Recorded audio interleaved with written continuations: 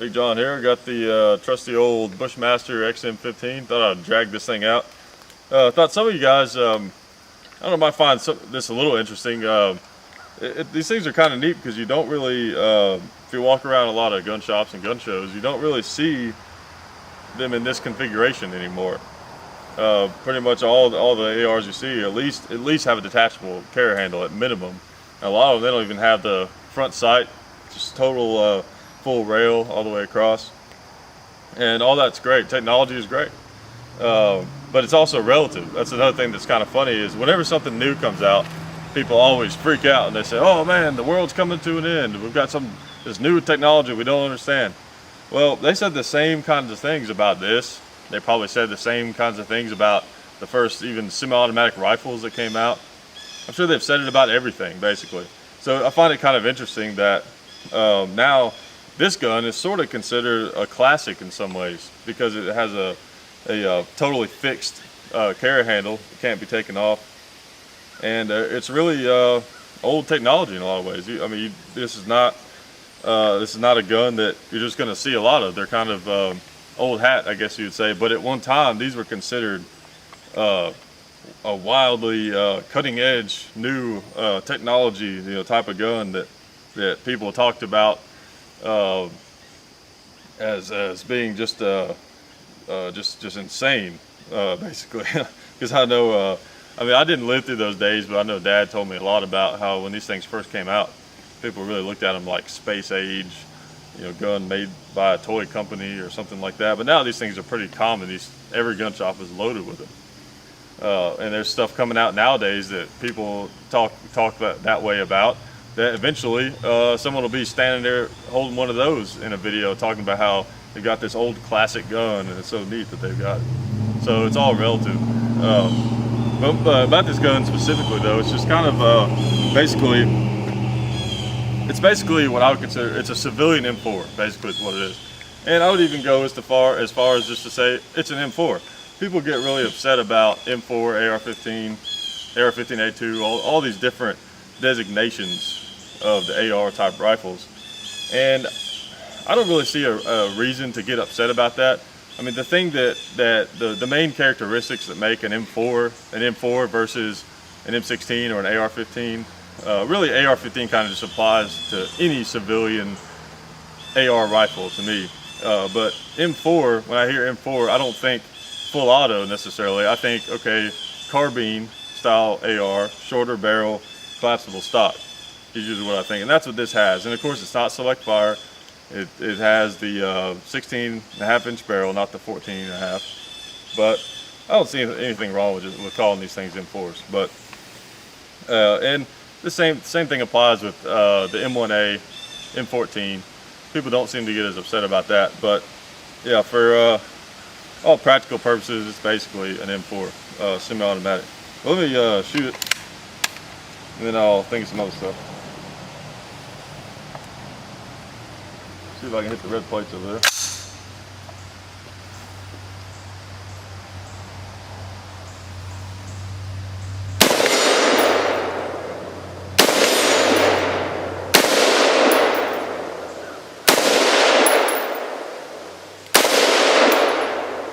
It's going to the right or something.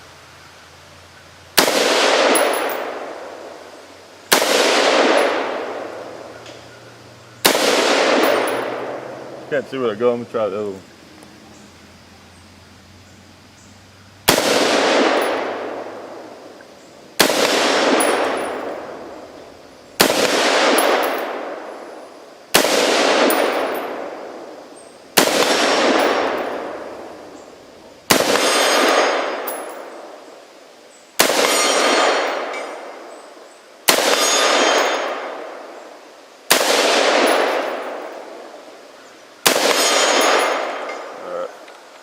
Let's see.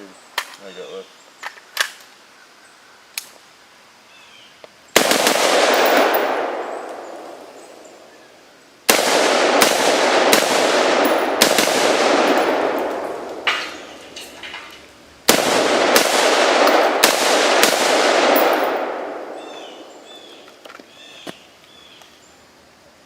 Yeah, I forgot this thing shoots a little bit high.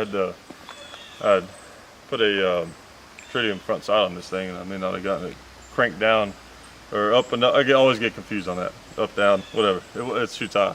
But yeah, like I was saying, this thing, it's almost, they aren't to the point where they're like collector's items or anything. But they just aren't as common. I think it's kind of neat to have this just standard, typical M4 style rifle with the fixed carry handle. It's just kind of neat because I already look at this as kind of a classic. I mean, it has some limiting factors because if you wanted to put an optic on it, you're gonna have to stick it on top of the carry handle. I mean, I guess, you know, you could do some surgery on this thing and somehow get a rail on it, but that just seems like kind of a waste. But yeah, I'm just gonna leave it how it is and just enjoy it as kind of a classic M4 style rifle. And I'm actually not that big of an optics guy anyways.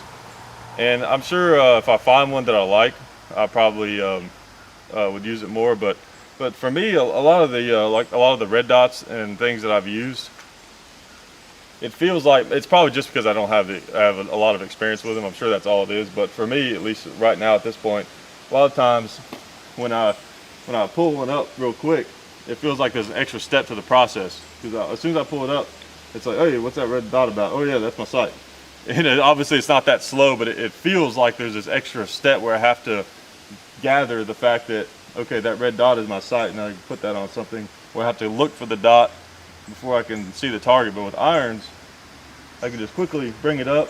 Even if they're not perfectly aligned, I can go ahead and start shooting if it's something that's not too far away, because I kind of know where it's going to hit based on the alignment of it.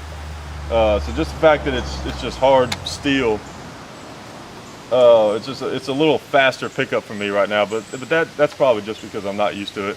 I'm gonna play around with some eventually and maybe find one that I like. Another thing, it's really weird. Sometimes the red dot sight that'll look clear to someone else will look real fuzzy to me, even no matter how I adjust it. So one thing I've thought about is just getting a really, really low power scope, like a no power, you know, or like a 2 or something like that. Playing around with that, but yeah, these things are pretty neat. Let's see. One thing is too, talking about the military M4s that are fully automatic, and full auto is great. It's so much fun. It has some practical purposes. You know, I've never been in the military, so I can't speak on that very well, but one thing I can be sure about is they are a lot of fun. But if you're gonna be talking practical stuff, even these semi-autos, you can really get a pretty high rate of fire out of them if you just practice a little bit, or especially if you have a really light trigger. So they're not really all that limiting in that factor. I'm gonna try to show you. Sometimes I can't get a good roll, but I'm gonna try.